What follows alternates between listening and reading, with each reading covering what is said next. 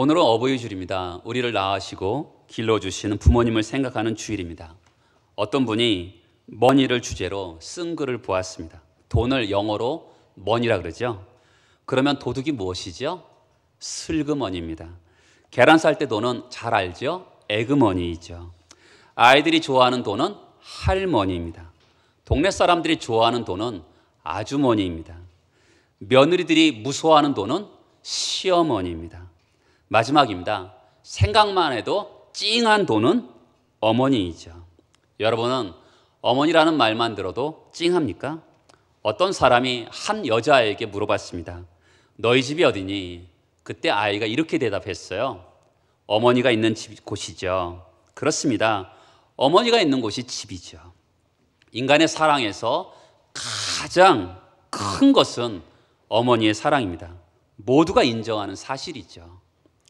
신문에 난 글을 봤어요. 출산한 여성의 몸에서 옥시토신이라는 신경 호르몬이 활발하게 분비되는데 아기 울음소리에 대해서 이 호르몬이 민감하게 반응한다 그럽니다. 그래서 밤에 자다가도 아이가 울면 어머니가 일어나서 아이를 달래주죠. 반면에 아버지는 어떻습니까? 그냥 자죠. 이런 것으로 모성애를 다 설명할 수는 없지만 흥미로운 내용입니다. 종종 어버이 주일날 보면 어머니들만 부각시키면 아버지들이 억울할 수도 있기 때문에 한번 가시고기 이야기를 해보려고 합니다. 이혼당한 호라비와 10살짜리 아들의 이야기입니다. 근데 아이가 백혈병이 걸려서 죽어가고 있습니다. 골수 이식을 해야지 살아나기 때문에 이 아버지가 신장을 팔려고 해요. 신장을 팔려고 했더니 그래서 신체 검사를 하니까 간암 말기였습니다. 그래서 신장을 팔 수가 없는 거예요. 어떻게 아기를 살릴까 있을까 생각했는데 그래서 눈을 팔죠. 그래서 아기를 살립니다. 그리고 자기가 죽음에 다가오고 있기 때문에 어머니에게 그 아들을 보냅니다. 그리고 홀로 죽음을 맞이하면서 교회에 가서 기도를 합니다. 그리고 이렇게 독백을 하죠. 사람은 말이야 아이를 세상에 남겨두면 죽어도 죽은 게 아니래. 이 말을 안타까운 심정을 가지고 남깁니다. 이런 경우를 보면 부성애도 모성애 못지 않는 것을 봅니다. 어쨌든 어머니 사랑은 큰 사랑이죠. 여러분의 어머니는 어떤 분입니까? 어버이날 때마다 부르는 노래가 있어요. 어머니 은혜이죠. 높고 높은 하늘이라 말들 하지만 이 노래 가사를 쓴 분이 누군지 아세요?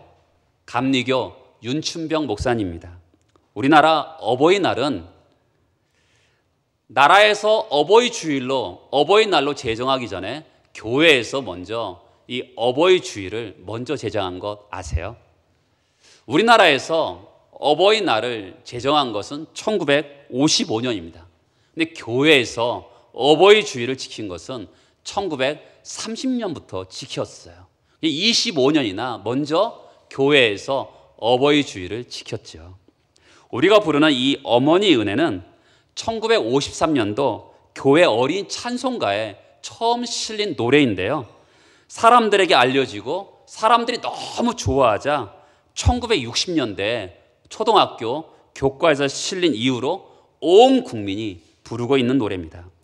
이 노래를 작사한 윤춘병 목사님은 6.25 때 월남한 분입니다. 북한에서 집을 나올 때 어머니께서 큰 길가 소나무 밑에서 이 아이를 바래다 줍니다. 춘병아 잘 가거라. 그러면서 옷소매를 가지고 눈물을 닦습니다.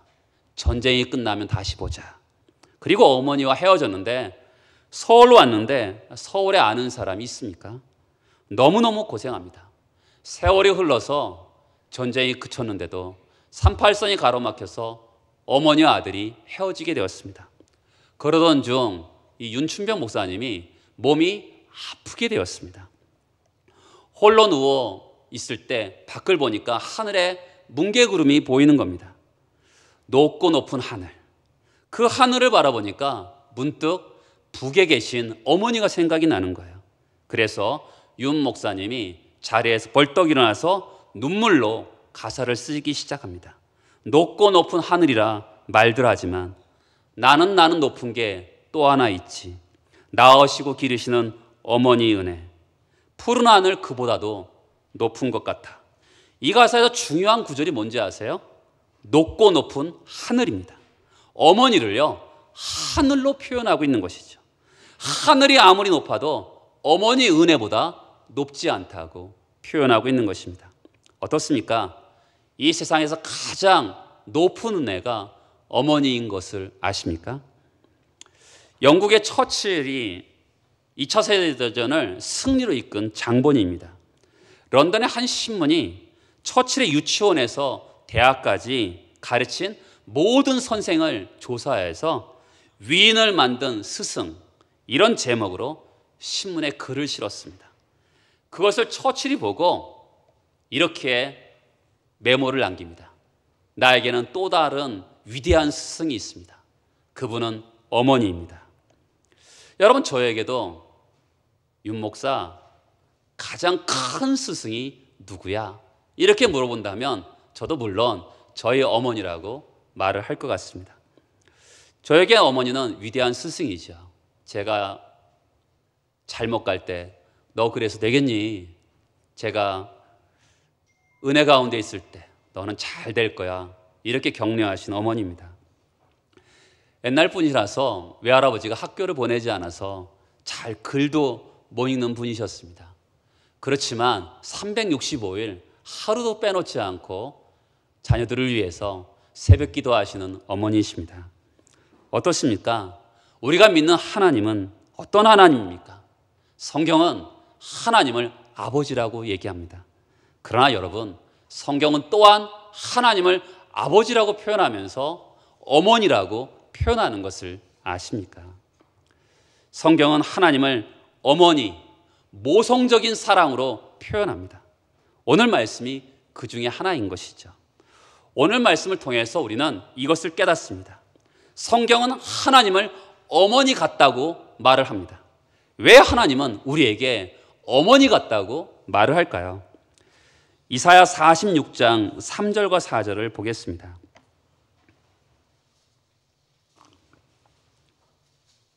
야곱의 집이여, 이스라엘 집에 남은 모든 자여, 내게 들을지어다. 배에서 태어남으로부터 내게 안겼고 태에서 남으로부터 내게 업힌 너희여, 너희가 노년에 이르기까지 내가 그리하겠고 백발이 되기까지 내가 너희를 품을 것이라.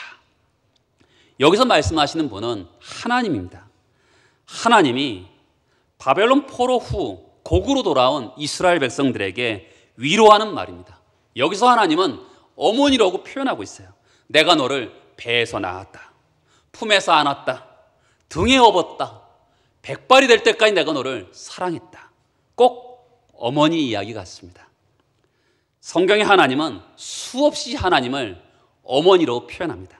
신명기 32장 11절에 보면 하나님은 마치 새끼를 등에 업은 어미 독수리와 같다고 말을 합니다. 이사야 49장 15절에 보면 하나님 마치 자기 태에서 난 아들을 긍휼히 여기시는 어머니와 같다고 합니다. 오늘 우리가 읽은 이사야는 가장 대표적으로 하나님을 어머니로 표현합니다. 이유가 있습니다. 이사야 40장부터 66장까지는 이스라엘 백성들이 포로로 끌려갔다가 돌아온 이야기입니다. 여러분, 어떨까요? 예루살렘이 황폐해져 있습니다. 모든 것들이 아무것도 없는 그런 상황에 있었습니다. 그때 하나님께서 그들에게 주고자 싶었던 것이 무엇입니까? 위로입니다. 위로. 그래서 이사야 40장 1절에 보면 너는 위로하라, 내 백성을 위로하라. 위로의 하나님이 오늘의 하나님이죠. 위로는 보통 아버지보다 어머니가 더 강합니다. 그것이 이사야 시대에 필요했던 하나님입니다. 지금 2021년도 코로나 시기에 우리에게 필요한 하나님은요, 어머니 하나님, 그렇죠? 위로의 하나님인 것입니다. 오늘 어머니 같은 하나님은 우리에게 어떤 분일까요?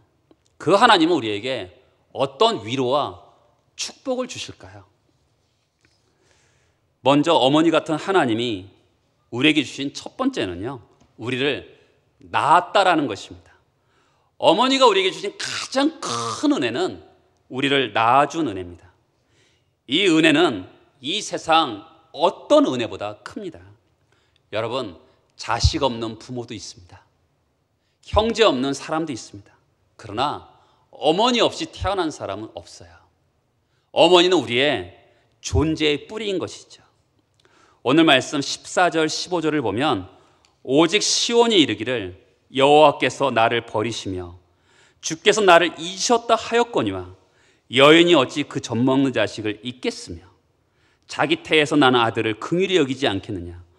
그들은 혹시 잊을지라도 나는 너를 잊지 아니할 것이라. 15절에 자기 태에서 낳았다고 합니다. 어머니는 우리를 태에서 낳았습니다. 10달 동안 수많은 고통 가운데 속에서 우리를 낳으셨습니다. 옛날에는 집에서 아기를 낳다가 죽는 경우도 굉장히 많았습니다. 물론 지금은 의학이 발달되어서 굉장히 죽는 확률이 적어들었지만 그럼에도 불구하고 어머니들은 생명을 걸고 아기를 낳는 것이죠. 이렇게 소중하게 낳았으니까 어머니는 자식을 어떻게 대합니까? 다시 15절에 보면 여인이 어찌 그 젖먹는 자식을 잊겠으며 자기 태에서 난 아들을 긍휼히 여기지 않겠느냐. 그들이 혹시 잊을지라도 나는 너를 잊지 아니할 것이라. 히브리어 성경을 직역하면 나는 너를 끝까지 절대로 잊지 않겠다. 끝까지 절대로 잊지 않겠다고 하나님 우리에게 말씀하고 있는 것이죠. 여러분, 어머니가 어떻게 자식을 잊을 수 있겠어요? 10달 동안 뱃속에서 가지고 있다가 태어난 자식을 어떻게 잊을 수 있겠습니까? 왜냐하면 자식은 곧 자기 자신이기 때문에 그렇습니다. 제가 인생을 살아보니까 이 세상에서 마지막까지 내 편인 사람은 어머니예요. 이 세상 끝날까지 내 친구는 어머니입니다. 나를 변호해 주실 수 있는 분도 어머니이죠. 모두가 나를 의심해도요, 어머니는 나를 믿습니다. 모두가 나를 실망하고 떠나도 어머니는 남는 거죠. 예수께서 십자가에서 돌아가실 때도 그 수제자인 베드로도 도망갑니다. 그리고 수많은 기적을 경험한 사람들도 떠나갑니다. 그리고 오병이어의 기적을 경험한 사람들도 떠나갑니다. 누가 남습니까? 어머니가 남습니다. 부끄러워할 만도 하는데 그 어머니는 자식을 부끄러워하지 않고 끝까지 남습니다. 이 세상에서 끝까지 나와 함께할 사람은 어머니인 것이죠. 모두 다 나를 떠난다 하더라도 어머니는 왜 떠나지 않죠? 왜 그렇죠? 나를 낳았기 때문에 그렇습니다. 하나님은 저와 여러분을 또한 낳으셨습니다. 그래서 잊지 않으시는 거죠. 창세기 2장 7절에 보면 여호와 하나님이 땅의 흙으로 사람을 지으셨다. 얏자브라는 단어를 씁니다. 도공이요, 도자기를 빚는 것을 이야기합니다. 하나님은 어머니를 통해서 우리를 이 땅에 태어나게 하셨습니다. 하나님은 다른 모든 만물과 인간을 지으실 때 다르게 지으셨습니다. 모든 만물은 산이 있어라, 빛이 있어라 말씀으로 지으셨습니다. 근데 사람은 흙으로 사람을 직접 빚으셨습니다. 지으셨습니다. 얼마나 귀하겠어요. 그러니까 나는 너를 잊지 아니할 것이라. 나는 끝까지 절대로 너희를 잊지 않을 것이다. 이렇게 말씀하시는 거죠. 16절에 보면 내가 너를 손바닥에 새겼노라고 합니다. 아멘. 하나님은 자기 백성을요, 자기 손바닥에 새겨 놓으셨어요. 종종 여행을 가다 보면 여권을 잃어버리고 안 가지고 오는 분도 있더라고요. 그렇게 잘 잊어버리시는 분들은 손에다가 볼펜으로 써놔야 돼요. 세수할 때 기억하고 그래야지 준비할 것 아니겠습니까? 그런데 하나님은 우리를 손바닥에 기록해 놓은 정도가 아니라 어떻게 해요? 손바닥에 칼로 새겨 놓은 거죠. 이것은 4가지 의미가 있습니다. 첫 번째로 하나님 우리를 현재를 기억하신다는 거죠. 우리 인생을 살다가 보면 하나님이 나를 기억하실까? 내가 이렇게 삶이 어려운데 나를 기억하실까? 그때 하나님이 손바닥으로 나를 현재 새겨 놓으셨다는 것을 꼭 기억하시기 바랍니다. 두 번째는 나를 영원히 기억하신다는 거죠. 여러분, 손바닥에 볼펜으로 쓰면요 언젠간 치워지죠. 근데 지금 어떻게 새겨 놓으셨어요? 칼로 새겨 놓으신 것이죠. 칼로 새겨 놓았다는 것은 어떤 거죠? 영원히 기억하시겠다는 거죠. 세 번째로 하나님 우리를 개인적으로 기억하고 계신다는 거죠. 그렇죠? 우리 한 사람 한 사람들을 개인적으로 기억하고 계신다는 겁니다. 마지막으로 고통스러운 과정을 통해서 우리를 기억하신다는 거죠. 여러분, 칼로 손바닥에 새기는 게 얼마나 아프겠어요. 그렇죠? 그런 과정을 통해서 우리를 기억하시는 거죠. 예수 그리스도께서 십자가에서 죽으셨어요. 창에 찔리시고 손과 발에 못에 박히면서 고통을 겪으시면서 그분의 손바닥에 우리의 이름을 새기시는 것이죠. 하나님께서 이와 같은 네 가지 과정을 통해서 우리의 이름을 그의 손바닥에 새기시는 겁니다. 어머니는 우리를 낳으시고 하나님도 우리를 낳으신 것이죠. 두 번째는요, 하나님 우리를 낳으실 뿐만 아니라 우리를 기르십니다. 어머니가 우리에게 주신 가장 큰 은혜는 낳는 은혜이기도 하지만 또한 길러주는 은혜죠. 여러분, 낳는 것은요 한 번으로 대합니다. 한 번의 고통으로 낳지만, 그러나 기르는 것은 수많은 세월 동안 고통 세월 속에서 그들을 기르는 것이죠. 어머니 마음이라는 노래가 있어요. 어려서 안고 업고 얼러주시고 자라선 뭉기되어 기다리는 마음, 앓을까 그릇 뗄까 자식 생각에 고우시던 이마 위에 주름이 가득. 여러분, 어릴 때 아파서 부모님 애간장 안 태운 분 누가 있습니까? 어릴 때 말 안 들어서 부모 마음 아프지 않게 한 분이 어디 있습니까? 청소년기에 부모 마음에 대못을 찍지 않은 분이 어디 있습니까? 우리는 그냥 자란 것이 아니죠. 어떤 유학 교수가 실제 어머니의 하루 일과를 한번 기록해 본 적이 있습니다. 1살, 3살, 5살의 아이를 가진 어머니의 하루를 기록해 놓았습니다. 기저귀를 12번 갈았습니다. 아이 입에 음식을 64번 넣어 주었습니다. 8번 화장실에 데려갔습니다. 우는 아이 눈물을 23번 닦아 주었습니다. 놀다가 다친 아이의 손가락에 반창고를 5번 붙여주고 11번 화장실에서 손을 씻어 주었습니다. 속옷, 겉옷, 옷을 입히고 벗긴 것이 14번입니다. 그리고 그네를 밀어준 것이 83번이었습니다. 그러다가 남편이 돌아올 즈음 소파에 쓰러집니다. 종종 남편들이 아내들 집에서 하는 게 뭐가 있어? 이렇게 하는 분들은 제일 좋은 방법이 있습니다. 한번 바꿔보면 됩니다. 하루를 바꿔보면 그러면 남편들은 순교하는 줄 알 겁니다. 정말 어머니는 위대하죠. 한국만 그런 게 아니에요. 독일의 어머니의 일상을 쓴 글을 보니까 독일 어머니도 마찬가지입니다. 독일 어머니는 부엌에서 1년 365일 동안 한 해 동안 800시간을 쓴다 그래요.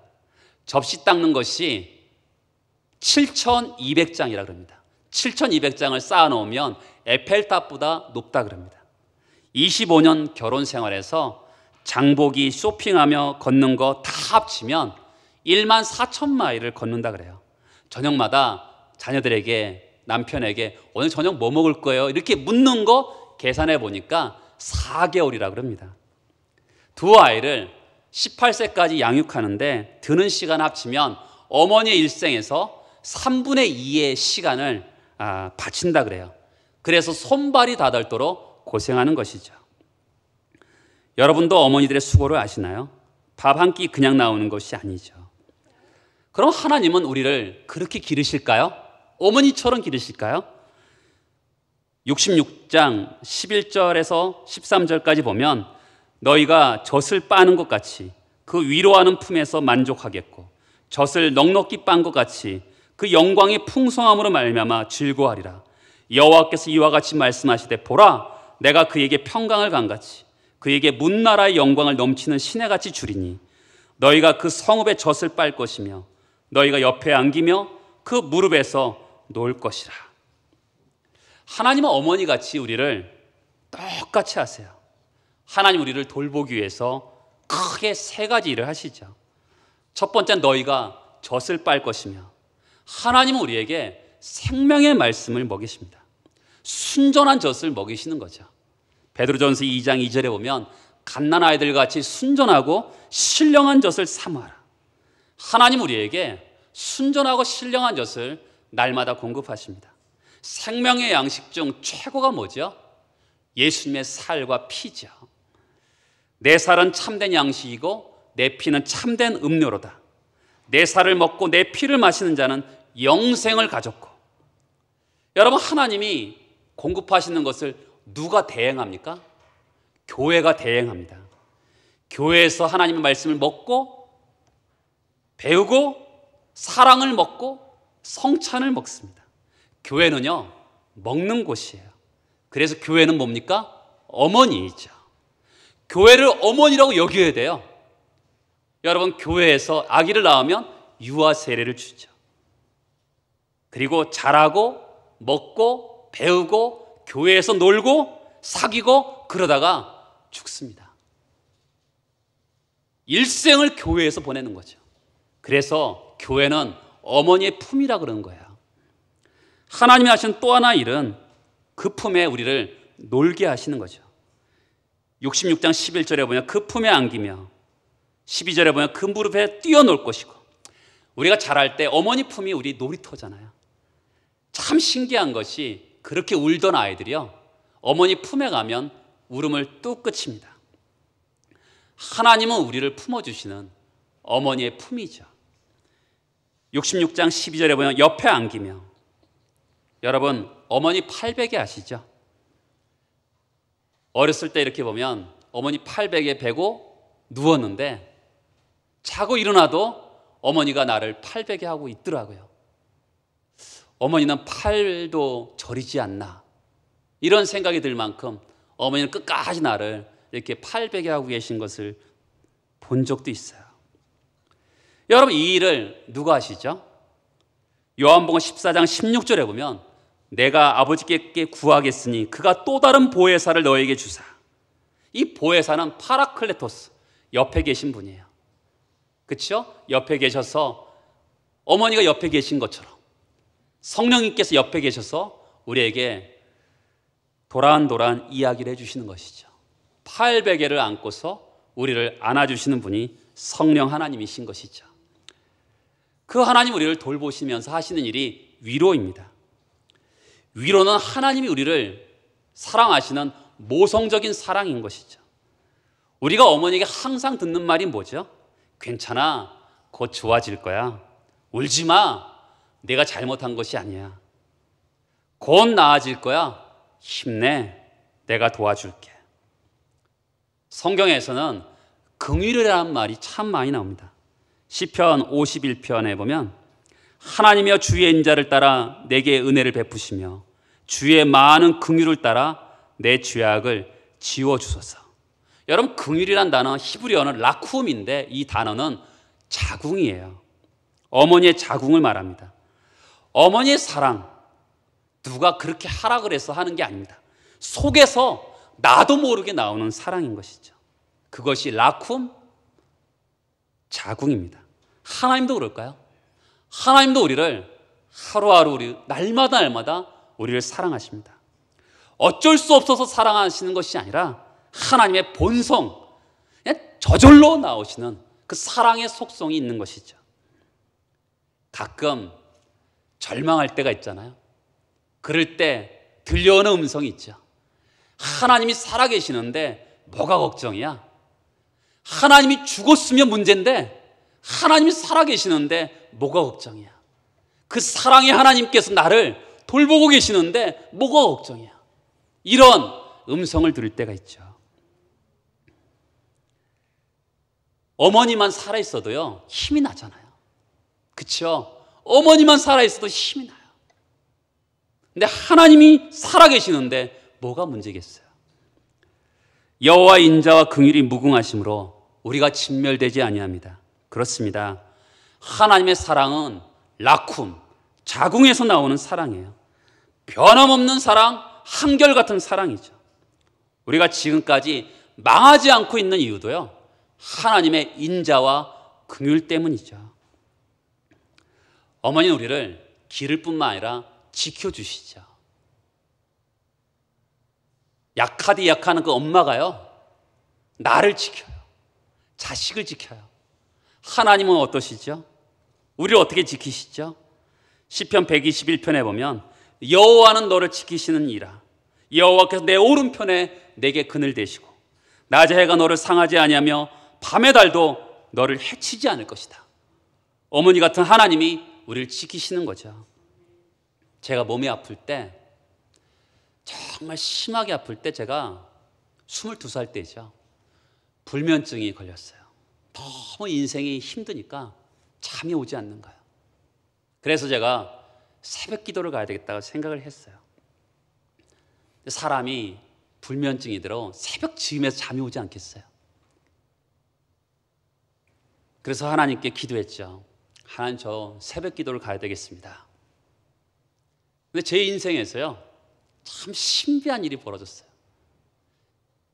제가 자명종 소리, 시계 소리 듣고 깬 게 아니라 내 귀에 찬송 소리가 들리는 거예요. 찬송가의 찬송 소리가 들리면서 내가 깨어나는 거죠. 딱 일어나니까 새벽 기도 시간이었어요. 3일 정도 그러는 거죠. 그 다음부터는 제가 스스로 불면증도 없어지면서 일어날 수 있었던 것이죠. 여러분, 이 세상 인구가 몇이에요? 70억인데 나 같은 한 사람을 향해서 하나님이 나에게 관심을 보이시고 나를 지키시는 하나님을 저는 경험했어요. 어머니 하나님인 것이죠. 마지막으로 하나님은 어머니처럼 우리에게 모든 것을 주십니다. 우리 자신을 돌아보면 우리 것이 하나도 없어요. 우리 몸도 어머니가 주신 것이죠. 우리가 가지고 있는 DNA, 어머니에게 온 것입니다. 우리의 혈액형, 기질, 성격, 부모님이 주신 것이죠. 우리가 혹시 공부하고 돈 벌고 무슨 성공을 했다면 부모님이 우리를 위해서 기도했기 때문에 그렇습니다. 저희 어머니는 올해 벌써 80이세요. 지금 허리가 약간 휘어 계세요. 왜 그러냐면 제가 초등학교 6학년 때부터 식당 일을 하셨거든요. 그 옛날에, 지금은 이렇게 싱크대가 있지만 그 옛날은 다 바닥에서 설거지를 하잖아요.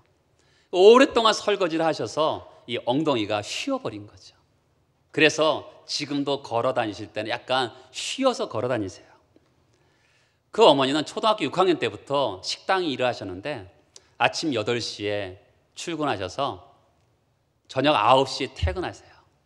그리고 저희 또 집에 와서 일을 하시고 또 새벽에 일어나셔서 새벽 기도 가시고 그리고 오셔서 또한 집안에 우리 학교 아이 4명의 자녀들의 학교를 보내시죠.